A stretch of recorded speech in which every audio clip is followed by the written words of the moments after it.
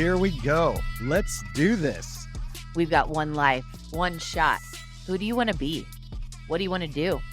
Addicted to Betterment, a podcast to inspire us to keep going, to try something new, to dream, to think big, bigger, to overcome.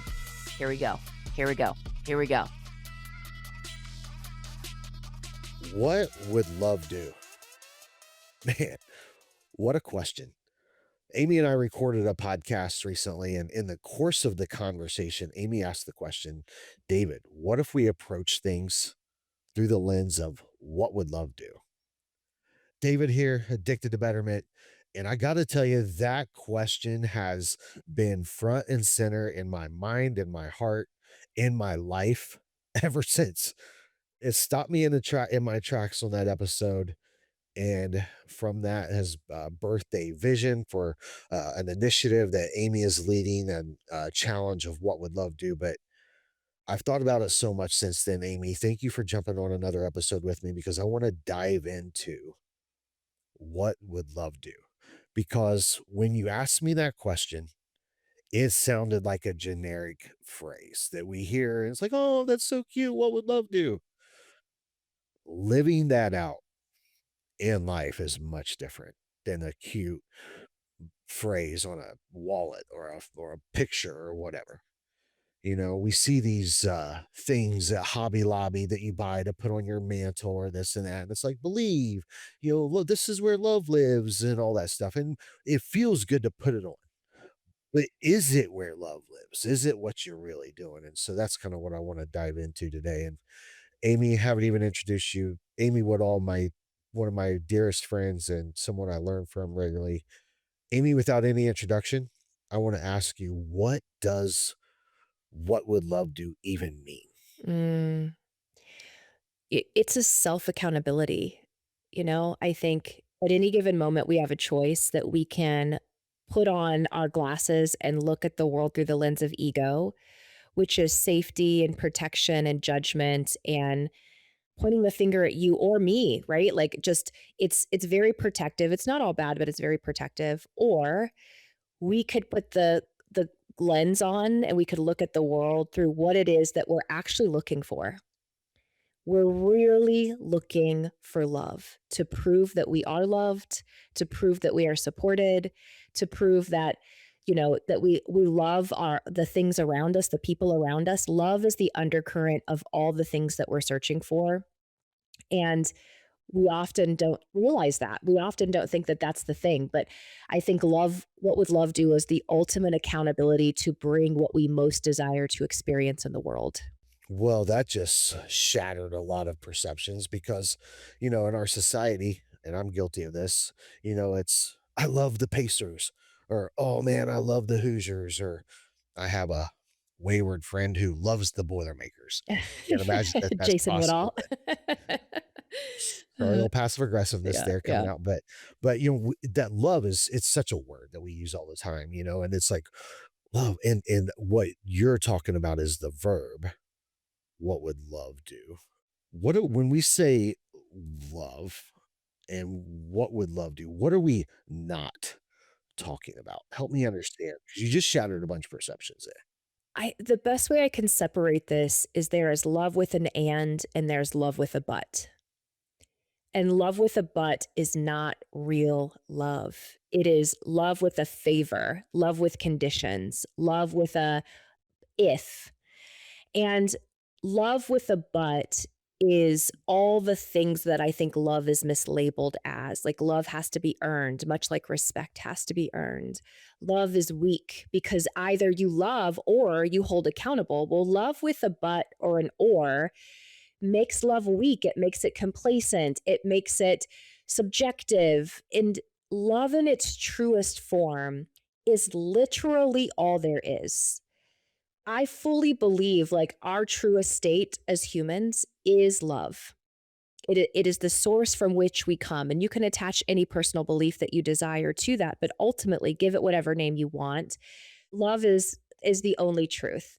And here's another way I look at that too, and then we'll get into the ands. But when you're born, you only know your own goodness and the beauty within you. That's all you know. We aren't born with qualms about ourselves or judgments about ourselves, any perceptions about ourselves. We are born knowing our own divine perfection. We are born fully integrated with love as our being.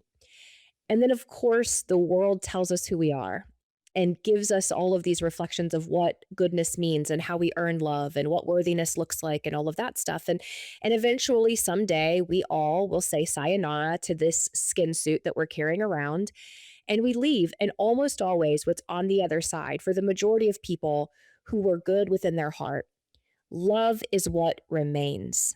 When we leave, people aren't saying, well, they could have made more money or they could have had a bigger house or she really could have had a smaller ass.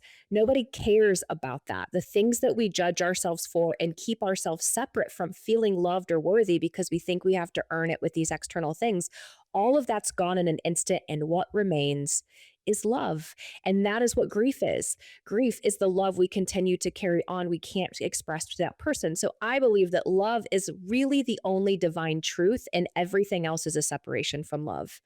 And so love with an and means I can love you and hold you accountable. I can love you and disagree with you. I can love you and be frustrated and angry. I can love you and love can remain as the undercurrent no matter what conditions follows. Well, that's an uncomfortable truth. Mm. Didn't really want to hear that. I guess this is a good time to end the episode. But I want to dive into that actually in a minute. I want to come back to that in a minute because that's not a popular truth, Amy. Right now, our world, we live in an outrage society. And what is getting the clicks, what's getting all the attention is the outrage over the thing. It's the, I want justice. I'm outraged because of this action or this, thing or whatever it is. And our society is driven by that. And you don't hear a lot of people saying this uncomfortable truth. So thank you for making our Addicted to Betterment podcast just tank, because you're putting out here this unpopular opinion that love can be and it's not but.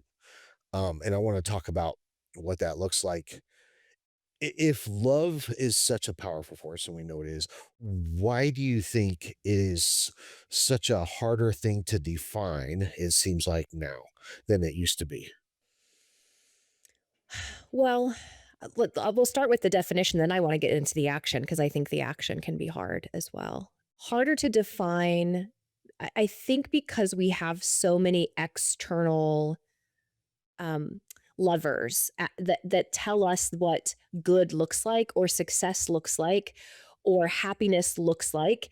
And we often equate those things with love. Love is also our knowing that we are good, our worthiness, our success. When I stand in front of audiences a lot and I ask the question, how do you want to feel in your role? And everyone says, everyone, like, it does not matter. I have done it from like heart surgeons to roofers and everyone in between. It doesn't matter what we do for a living. We're humans. Everyone says, I want to feel like I contribute. I want to feel successful. I want to feel da da da. And then I say, how do you want to feel in your life? And everyone says peaceful, fulfilled. All of this is all from the current of love. Peaceful is a after. When I am in a fully loving and knowing state, I can then feel peace. But what we're doing is we have so much information around us that's telling us, but this is what peace looks like. If you just have this kind of house, you'll finally be able to take that deep breath and say, finally. And people get there and they're like, well, shit, that's not it. Maybe it's the marriage. Maybe it's what I look like. And so we can look around the world and see where we're trying to manufacture love outside of ourselves. And it will never be big enough. It will never outgrow the knowing of us carrying it within. So I think that love gets a bad rap because we think it's some destination outside of ourselves, and it is an inside job. And then the doing of love. Let me tell you, matching a vibe, like if it is I disagree with you or whatever, matching hate with hate is easy. That is the easy route. There's literally nothing I have to consciously do to shift beyond other than I think you're a jerk. I'm going to show you I'm matching energy. Never done that. Yeah, right. Right. Me either. Me either. I'm like, I totally float on this cloud above all of these things, right? But matching anger with love, that is hard. It requires consciousness. It requires the willingness to bring what is not existent in that situation. And yet, it's the only thing that can make a radical change. So I think that love, it's been mislabeled as to what it really means. We've been looking for it outside of ourselves in relationships and in bank accounts and all the places. And I think that it requires a conscious awareness to be able to bring it when it's the thing that we least want to do. That sounds great. That was an inspiring speech. And by the way, friends, if you haven't checked into getting Amy Woodall on a stage to speak to your people, you should probably do that immediately. I had the opportunity to do that for a big group that I serve, and hands down was one of the most meaningful, impactful things that I've ever done. So thank you for that. But that sounded great, very inspired, and I'm sitting here inspired, going, "Yes, Amy, yes." And then I'm thinking, wait, what does that mean? So when you're talking about meeting hate with hate, don't do that. Show love. Everything, as I just said a little bit ago, in our society today is an outrage society. Everything. It doesn't matter what side of what fence you're on, what field, what industry, what segment of life you're talking about. It's all an outrage over this, an outrage over that. We got to do something. So give me some kind of tip, dumb it down for me, what that actually means to do that, to meet hate with love. Give me an example of what that looks like. I want to take us somewhere else before we get to that, because I want to talk about why it's really difficult and what allows us to make it easier, quote unquote, and then what it looks like. Okay. So, David, if we had an orange in our hands right here and we were to squeeze the hell out of this orange, right, under pressure, what comes out of that orange? Orange juice like Orange crazy. juice. Yeah. Delicious. It's not apple juice. It's not beer. It's not wine. It's orange juice. If we were to take that same orange and we put it underneath, like a big semi, and that semi runs over it, what comes out of it? Orange Orange juice. juice. Orange juice. It is the same within us of whatever we are carrying around inside of us is what gets squeezed out under pressure. And pressure looks like disagreement. It looks like outrage. It looks like frustration. And all of that is a mirror for what we are carrying around inside. And yet we're making the world responsible for it. That situation outside of us didn't place that anger in us. It merely exposed it. And so, one of the reasons why we're all so freaking outraged is because we're holding the world responsible for things that only we can solve. And I'm always going to be really pissed off because I'm walking around like Swiss cheese, expecting you to be the one to fill these holes, HOLE. And the only thing that's going to allow me to do that is building a beautiful, trusting relationship with myself and remembering my wholeness, WHOLE. That is, we cannot give to others what we do not have within. I cannot give you apple juice if I'm an orange squeezing out orange juice. So the reason it's hard to give love is because I have none to spare. I cannot clothe a man if I'm naked myself, right? And I cannot give you love. I could manufacture it and like maybe I bring you love, but it's love with conditions unless it's true and authentic within myself. So the world is a beautiful mirror to reflect back all of the things, the lessons that we have in building this beautiful home within ourselves. And then how we interact with the world can begin to shift, but not a moment before. That's one of the most powerful truths I've heard you speak. And I want to talk about that for a second because the idea, if you think in terms of we go to we're always, we put on the smile for certain occasions. We have to, we're in a bad mood. Maybe we don't feel good. Maybe we, frustrated or whatever. And you're in the moment of the business thing or the family thing or whatever it might be. And you put on the smile and you fake it, and, and you get through it or whatever. And we do that with love. It's like, you just said we manufacture it. We're like, oh, I'm going to, but it's not, down deep. And man, when you just articulate it like that, and I don't know about anybody else that's listening, but for me, it's like, wow, that made sense. So with that, How do I get this more full of love? What's what I can do? Because I hear you, and when I'm hearing you, I'm like, oh, that's why when the guy said the thing, I reacted the certain way because what was in here, or when the this. So I hear you, and I'm like, wow, that makes sense.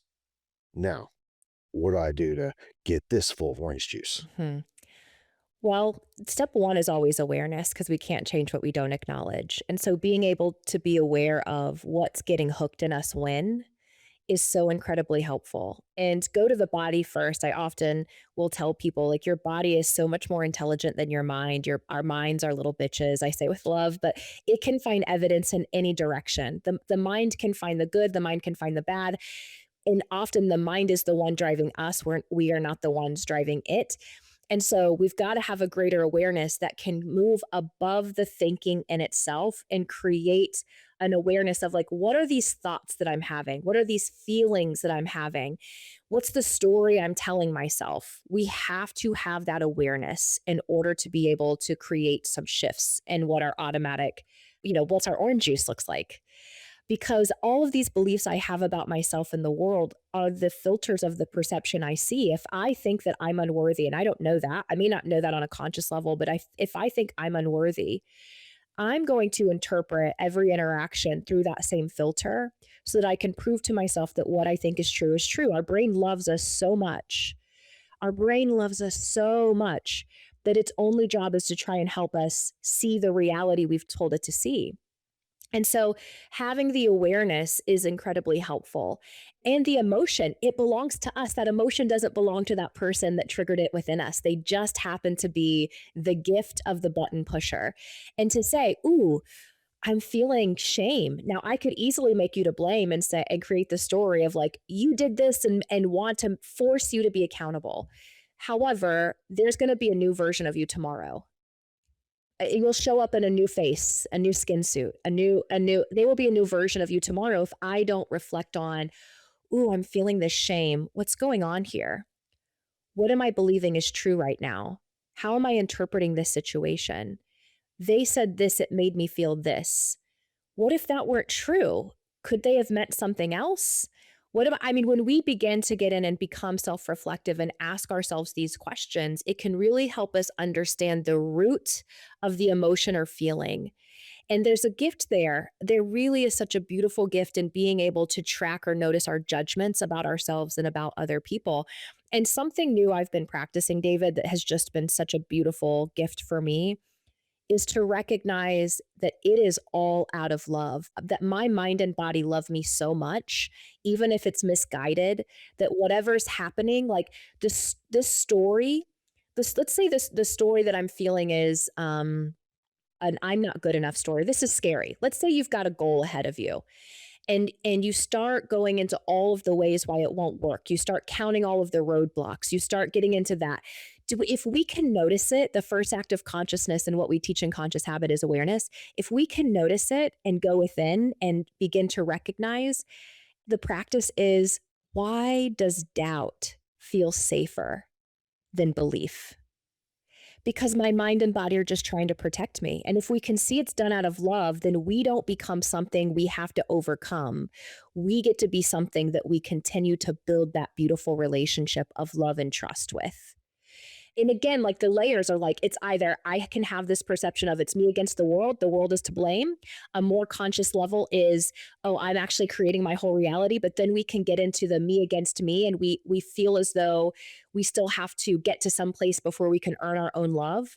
But it's really magical when we recognize it has been us with us all along, and it's all been out of love. All of it, every moment of doubt, of fear, of shame, of guilt. It's because that felt safer than the alternative. And when we know that and love it and can give it compassion and thank you so much for protecting me, we can begin to then rewire it with new practices, new beliefs, new judgments.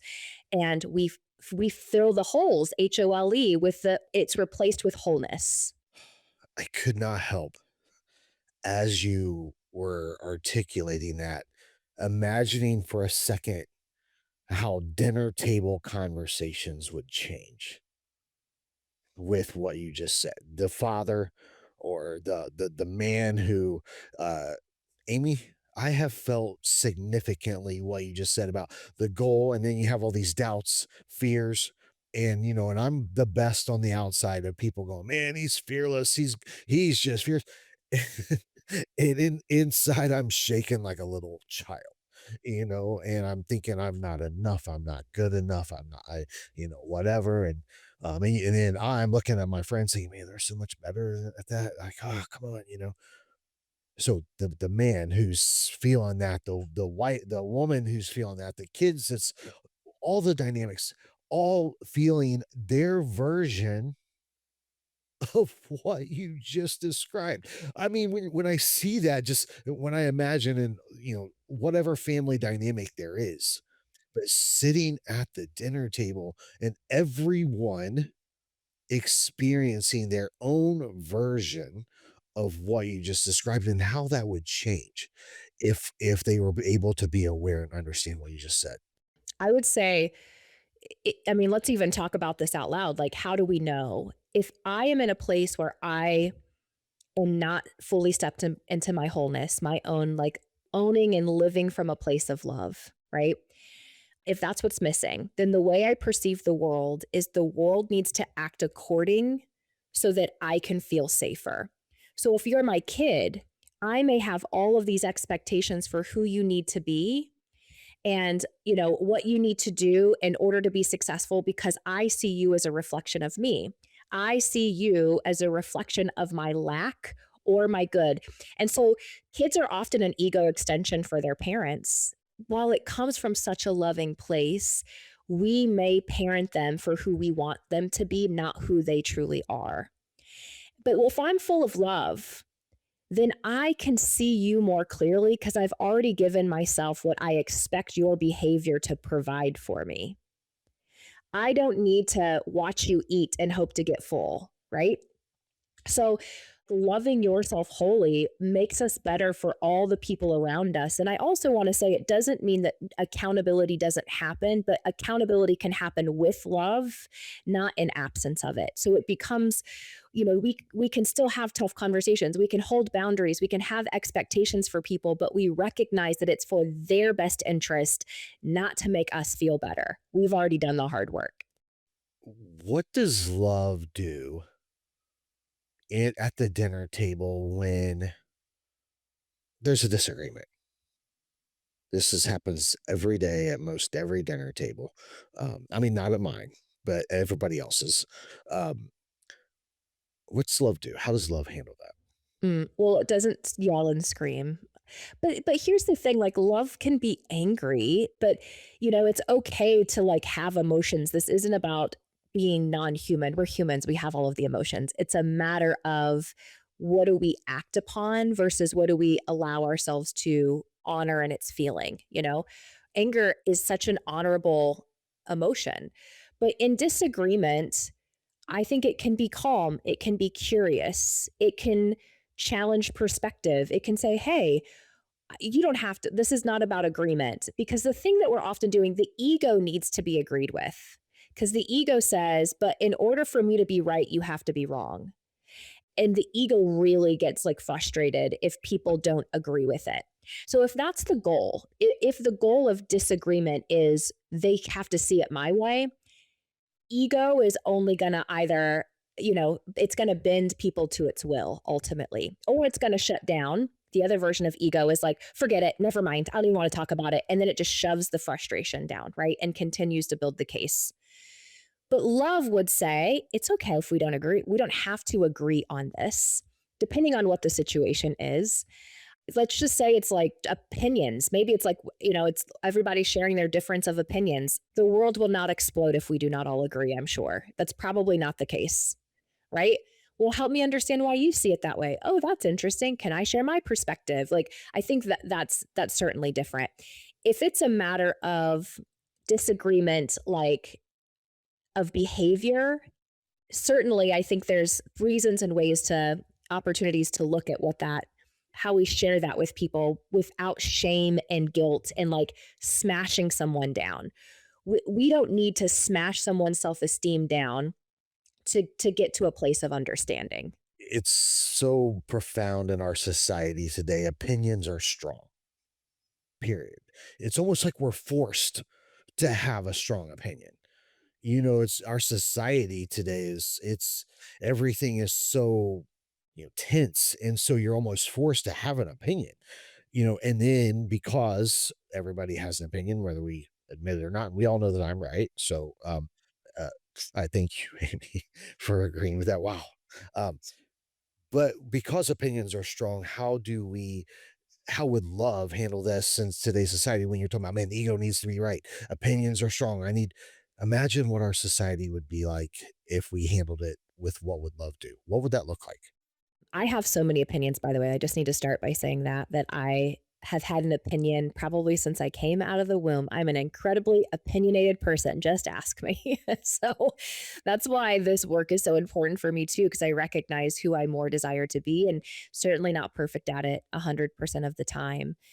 I think that love would, if somebody is super angry and there's vitriol, or we can see the mistreatment of others, or whatever the case might be, fill the blank in.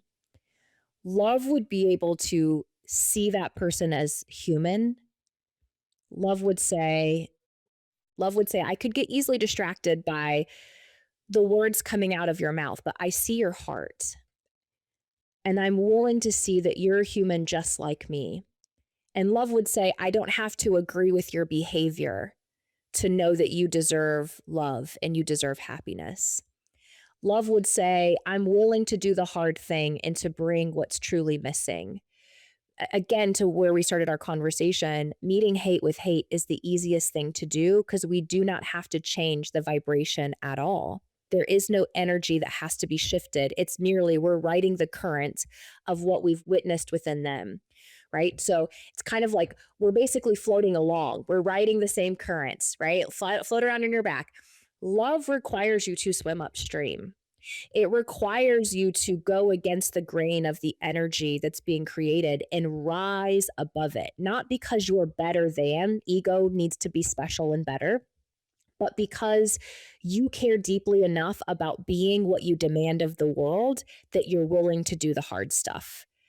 And that's what I keep coming back to, David, is like, how wrong of me to say, I hate your hate, or I am angered by your anger in whatever situation. And I'm going to meet you with the same energy, but yet demand more of you than I am of me. We don't mean to be hypocritical, and yet here we all are holding the mirror up to our own behavior and blaming someone else for it. So bringing what's missing, it's really damn hard, and yet it's the only thing to solve it. You can't fight fire with fire and expect it to, to put it out, right? Somebody has to bring the water.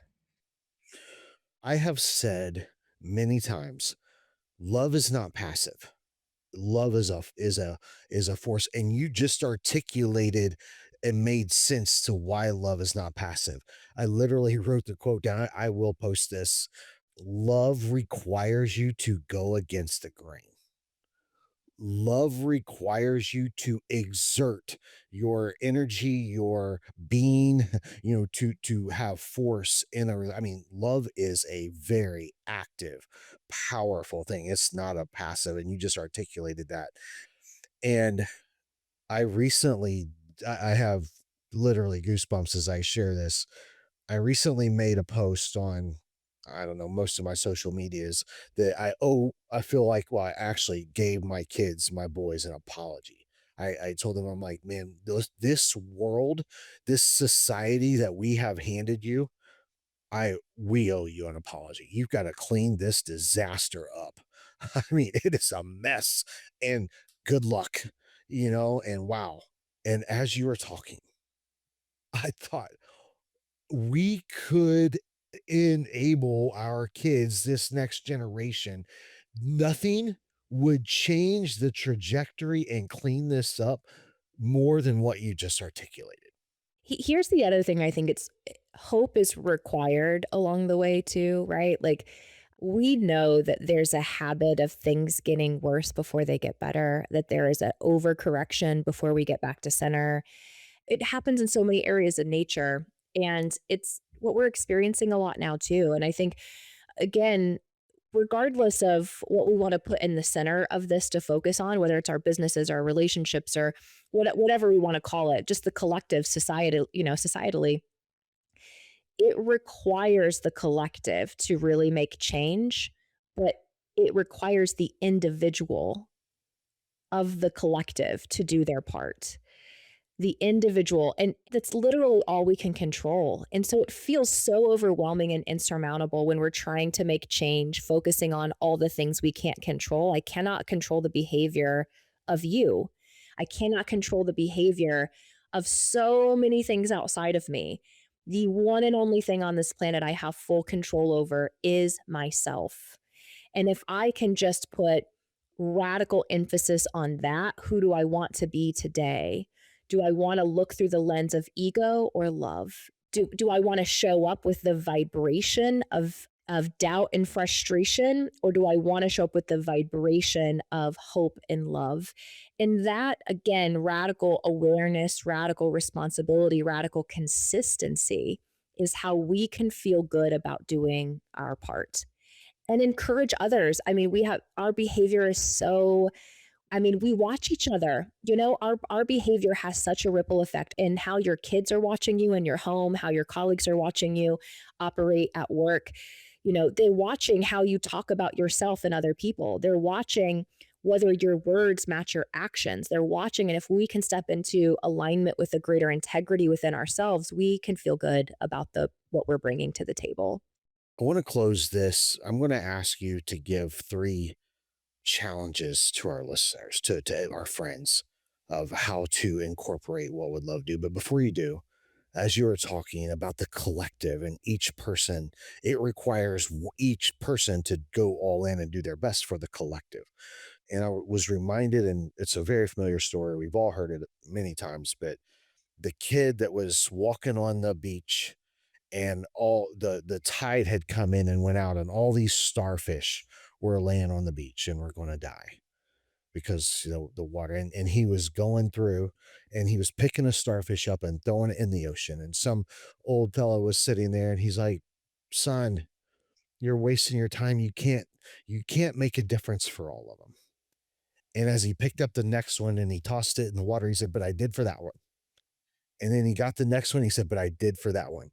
And I thought, man, if each of us can just take this starfish approach and say, hey, I'm going to make a difference for this one and for this one, and one at a time, because that's really the collect. That's what it requires. It requires me as an individual to do it in this situation and to make a difference in this situation, then to do it in this one, and then to do it in this one.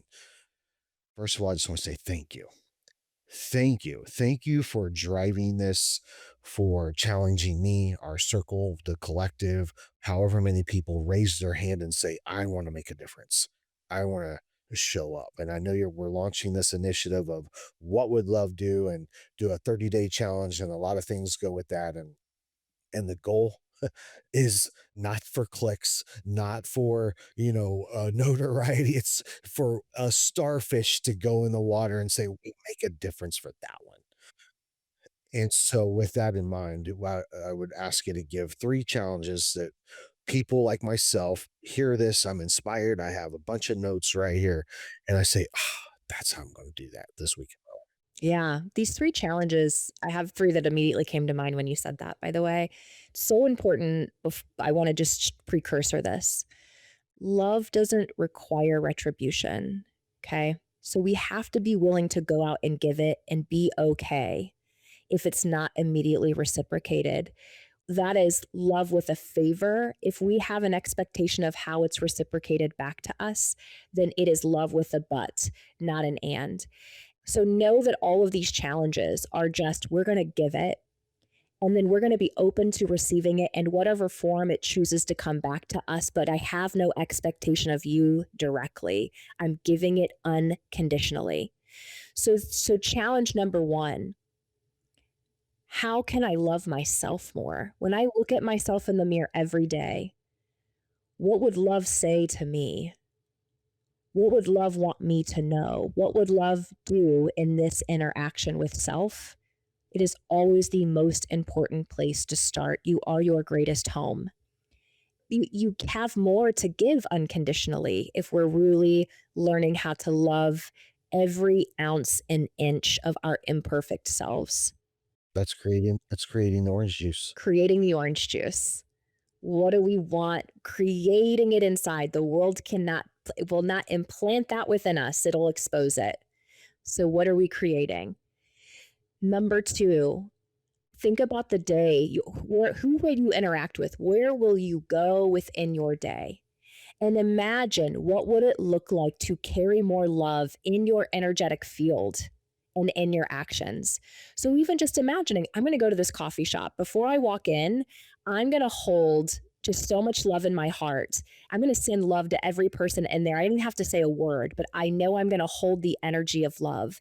And it is so incredibly powerful. I'm going to go to the airport today, and it's a chaotic place, but I'm going to hold as much love as I can. So imagine where you're going to go about your day and where do you want to interject more love. And the third one, the hardest one, I want you to picture your enemies or those you disagree with the most and pray for their happiness. Send them love. Imagine saying the words, it is a Buddhist prayer, may you be happy, may you be healthy, may you be well. Because that is the hardest thing to do, is to learn how to send love to those who we deem the least worthy of it. And we can't really practice unconditional love until we learn how to do just that. And I have to remind myself when I'm doing this is that darkness is just light forgotten. And so my job is to bring so much light that the darkness has nowhere else to go. Pray for their happiness. That's the 3 challenges: self, environment, enemies, quote unquote.